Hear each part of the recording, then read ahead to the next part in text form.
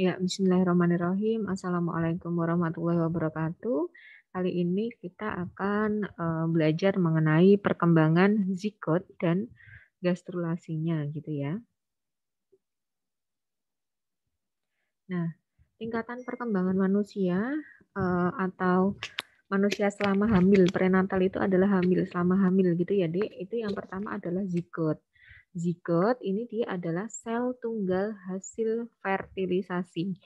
Jadi silakan nanti dihafalkan, dipelajari, siapa tahu nanti keluar pada saat UAS gitu ya. Zigot itu adalah sel tunggal hasil dari fertilisasi. Kemudian zigot ini setelah dia melakukan pembelahan, maka dia akan menjadi yang namanya morula. Morula ini dia sel yang bentuknya seperti bola-bola nanti yang menjadi 16 sampai dengan 32 sel. Tuh, kemudian menjadi blastosit atau blastula, kemudian menjadi gastrula, nanti ada gambarnya akan saya terangkan. Kemudian embrio yaitu perkembangan sejak minggu kedua sampai minggu ke-8. Kemudian nanti ada fetus, dia yang disebut sebagai fetus ini adalah perkembangan sejak minggu ke-9 sampai dengan dia lahir. Nah, zigot zigot morula ini kira-kira 1 hari setelah fertilisasi, si zigot ini dia akan membelah secara cepat atau yang dinamakan dengan kleafat. Jadi kalau semisalnya ada soal nanti apakah yang dimaksud dengan kleafat? Oh, ada kleafaga, itu berarti dia adalah zigot yang membelah gitu. Nah, hasilnya dari kleafage ini dia akan menjadi blastomer gitu. Jadi dari kleafage kemudian dia akan menjadi blastomer, kemudian dia akan membentuk struktur seperti bola lebih dari 16 sel, itu disebut sebagai morula.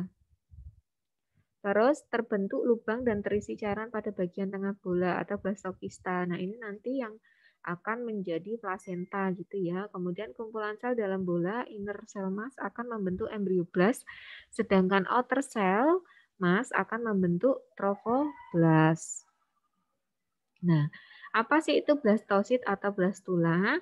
Itu yang pertama, blastokista itu menempel pada endometrium atau implantasi pada 1 minggu kehamilan. Kemudian trophoblast itu mensekresi hormon human chorionic gonadotropin atau HCG. Nah, hormon HCG ini yang nanti apabila kita melakukan tes kehamilan, dia yang akan mendeteksi sehingga menjadikan strip 2 pada tes pack atau tes kehamilan. Kemudian HCG dapat dideteksi pada urin sehingga bagi orang-orang yang merasa telat menstruasi kemudian ingin melakukan tes kehamilan, maka disarankan untuk tes urin pada pagi hari pada saat bangun tidur karena di situ hormon HCG-nya dia akan banyak sekali dan akan berada di urin itu dalam jumlah yang besar gitu. Kemudian HCG mulai meningkat pada 4 minggu kehamilan dan mencapai puncaknya di usia 6 minggu dan mulai menurun itu setelah usia 8 minggu. Nanti seiring menurunnya HCG ini bisa jadi nanti akan menurun juga rasa mual muntah, tapi kadang itu nanti tergantung dengan bawaan si ibu itu pada saat hamil.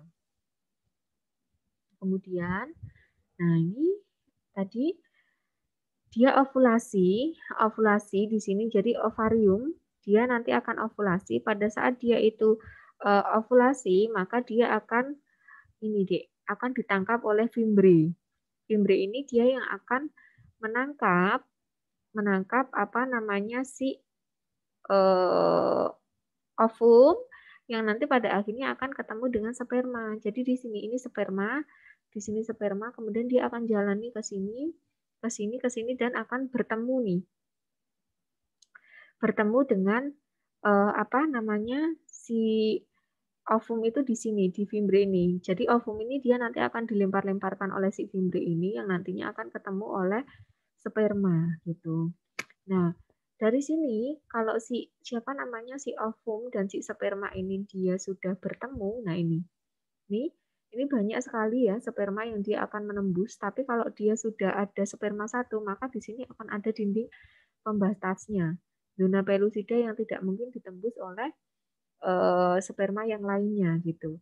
Nah, ini proses fertilisasi terjadi bertemu antara ovum dan Dan sperma kemudian membentuk dinding pelusida, zona pelusida yang nantinya si sperma lain itu dia tidak akan bisa masuk membuahi lagi. Kemudian dia di sini akan ke tuba. Ke tuba ini dia akan membelah ini. Ini proses cleavage tadi. Cleavage tadi di sini ini sampai dengan dia 8 sel. Gitu. Nah, ini 2 sel, kemudian menjadi 4 sel, kemudian menjadi 8 sel, dan di sini sudah menjadi morula yang tadi sekitar 16 sampai dengan 32 sel itu tadi. Gitu ya. Jadi tolong nanti diingat-ingat gitu ya. Jadi dari ovulasi, kemudian dia akan dari cleavage gitu kan. Cleavage ini nanti dia akan membentuk 2 sel, 4 sel, 8 sel yang akan melewati tuba. Kemudian dari tuba setelah dia melakukan pembelahan menjadi morula atau 16 sampai dengan 32, dia akan menempel nih di endometrium. Akan terjadi implantasi nih di endometrium. Implantasi yang benar itu biasanya akan terjadi di endometrium di sini, Dek. Di sini itu. Di sini itu kalau dia yang tidak benar nanti implantasi akan terjadi di sini. Sehingga bisa dinamakan dengan kehamilan ektopik gitu. Jadi sebelum sampai ke endometrium itu morula itu tadi dia sudah nempel nih di sini di tuba dan sudah berimplantasi. Nah, itu nanti akan menyebabkan satu kondisi kehamilan abnormal atau yang biasa disebut dengan kehamilan ektopik. Nah, gitu dia berimplantasi. Nah, pada saat berimplantasi ini dia menjadi early blastocyst. Ini yang innernya tadi, inner cell mass, ini yang trophoblast 7 hari. Nah, ini nanti yang dia pada akhirnya akan membentuk pembuluh darah yang akan ada plasenta juga di sini gitu. Plasenta nanti akan tertanam lama-lama semakin tingginya kehamilan plasenta akan berubah letaknya menjadi di sini kalau yang normal di fundus gitu. Kemudian akan melindungi bayi itu tadi dan bayi nanti akan dilapisi oleh suatu aliran air ketuban. Gitu. Nah, terus ini cakra mukadimah itu yang mula-mula rata itu bundar jadi memanjang, kemudian perluasan terutama pada daerah kepala, terjadi invaginasi sel-sel permukaan di garis primitif ke depan dan lateral hingga minggu keempat, garis primitif ini dia mulai hilang. Kemudian embrio berkembang secara cefalocaudal. Itu. Kemudian diferensiasi lapisan germinal itu pada minggu ketiga dan keempat. Ini cakra mukadimah minggu kedua. Blastokista sebagian terbenam dalam stroma endometrium, kemudian trophoblast itu nanti sitotrophoblast dan menjadi trophoblast ini dia akan menjadi dua, sitotrophoblast dan syncytiotrophoblast. Mitosis itu terjadi di sitotrophoblast, mitosis. Nah, kemudian embryoblast ini lapisan hipoblast dan epiblast. Muncul rongga kecil dalam epiblast, rongga amnion. Nah, itu tadi yang membentuk si air ketuban. Sel-sel yang dekat epiblast disebut amnioblast dan bersama sisa epiblast lainnya melapisi rongga amnion. Terus kemudian stroma tampak endematus dan sangat vaskular. Kelenjar-kelenjar besar yang berkelok-kelok mengeluarkan banyak glikogen dan mukus. Ini cakra mukadimah minggu kedua. Ini ada gambarnya nih. Kadang-kadang terjadi perdarahan pada implantasi. Nah, terbentuk fili primer, mesoderm embrional yang melapisi trophoblast ini disebut dengan lempeng korion. Rangkai penghubung atau yang nantinya akan disebut tali pusat. Itu menghubungkan antara mesoderm ekstraembrional yang akan melintasi rongga korion. Nih, ini rongga korion, Dek. Di sini nih rongga korion. Kemudian ini lempeng dari prekorda, fili primer. Kemudian di sini adalah kantong telur sekunder. Nah, ini mesoderm. Ini terus gastrula embrio. Selama minggu kedua itu perkembangan embrio membentuk amniotik cavity atau dia membentuk ruang amnion yang nanti akan diisi oleh amnion di antara inner cell mass dan lapisan terluar dari endometrium. Nah, inner cell mass ini terbagi atas dua lapisan tadi, ectoderm dan endoderm. Ectoderm itu terletak dekat amniotic cavity, sedangkan endoderm itu dekat blastocyst. dilanjutkan dengan pembentukan lapisan tengah mesoderm, gastrula 3 primary germ, yang nanti juga akan menjadi embrio. Nah ini tidak perlu ya di ini lapisan germinal. Nah ini yang akan saya terangkan nih. Nah ini tadi dia yang namanya dengan morula gitu.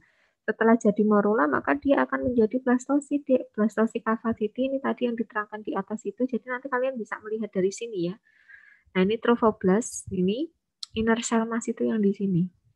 Ini keterangannya yang ada di atas tadi itu. Nah terus kemudian dari blastosit dia akan menjadi early gastrula. Itu. Nah, ini membentuk yolk, kemudian ini embryonic disc, kemudian amniotic cavity yang ini nanti akan diisi oleh cairan amnion. Di sini itu ectoderm, kemudian di sini itu endoderm. Endoderm, kemudian exoderm, yang ini primitive strip, kemudian ini mesoderm. Nah, ini ada batasnya mesoderm.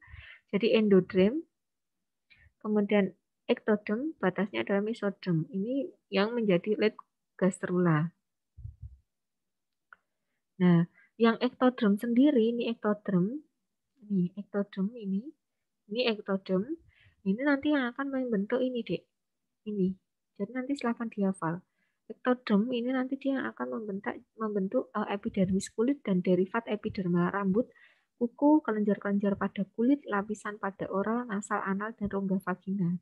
Kemudian jaringan saraf dan organ-organ perasa atau sensori, kemudian lensa mata, enamel gigi, kelenjar hipofisis, sama medula adrenal. Itu dia yang ectoderm ini. Ini ectoderm. Kemudian ini mesoderm. Mesoderm ini nanti yang akan membuat organ reproduksi dalam. Contohnya adalah uterus, itu nanti akan terbentuk testis, itu nanti akan dibentuk oleh mesoderm ini.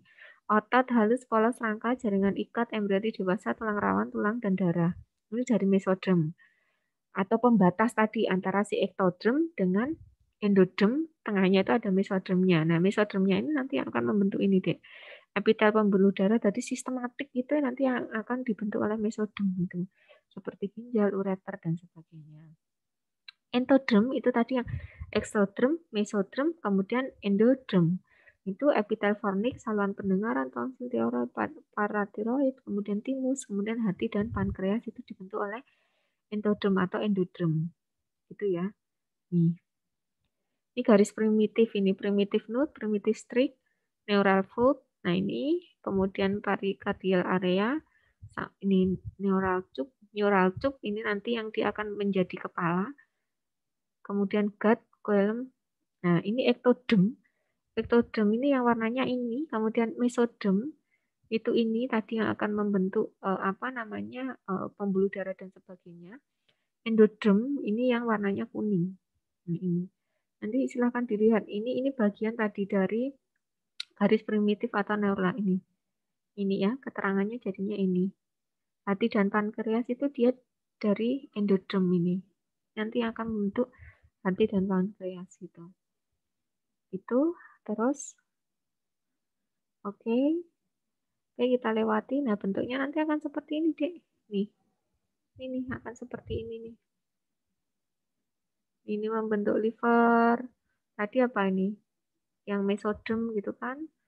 Kemudian hati, otak. Nih. Nah, ini seperti ini prosesnya. Kemudian bisa menjadi minggu ke-8 sudah membentuk ini, embrio.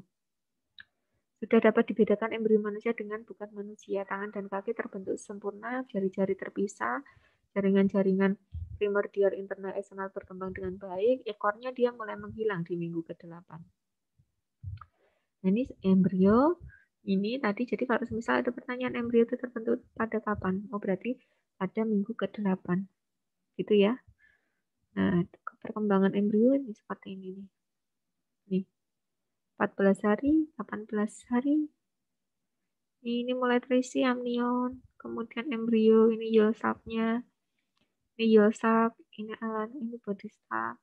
Kemudian ini masih amnion, nanti yang dia akan melingkupi apa namanya, cairan ketuban itu tadi deh. Nah ini sudah mulai terbentuk nih amnionnya nih, ini amnion, ini yosaknya, ini umbilical cord-nya. Itu artinya adalah tali pusatnya itu ini nanti akan membentuk embrio. Ini fetus, perkembangannya ini keempat, ketujuh. Nah nih, ini kemudian kembar gemeli. Apa sih yang dimaksud dengan kembar gemeli? Monozigot dapat memiliki korion tunggal atau ganda tergantung pemisahan sebelum atau sesudah implantasi. Satu plasenta dua korion, dua plasenta dua korion, satu plasenta satu korion, satu amnion, satu plasenta satu korion, dua amnion. Di zigot selalu punya dua korion. Ingat nih, kalau di zigot dia selalu punya dua korion. Terus ada yang namanya kembar siam. Ini kembar gemeli. Seperti ini. Kembar monozigotik. Ini dia membelah menjadi dua, satu telur membelah menjadi dua. Ini masa sensitif janinnya ini. Ini minggu pertama. Ini tadi yang minggu-minggu yang dia masih ekstrodrem, mesodrem, dan sebagainya. Ini dia terbentuk seperti ini sampai dengan minggu ke-16. Ini bentuknya seperti ini. Pembentukan hati dimulai dari minggu ke-6 sampai dengan ke-8. Upper limb itu dimulai dari ini 6,5 bulan sampai dengan 8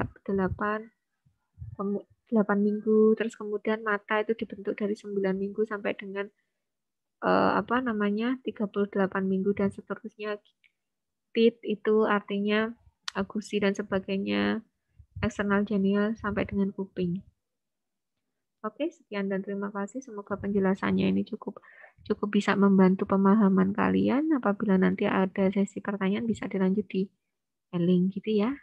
Terima kasih. Saya akhiri. Billahi taufiq wal hidayah. Wassalamualaikum warahmatullahi wabarakatuh.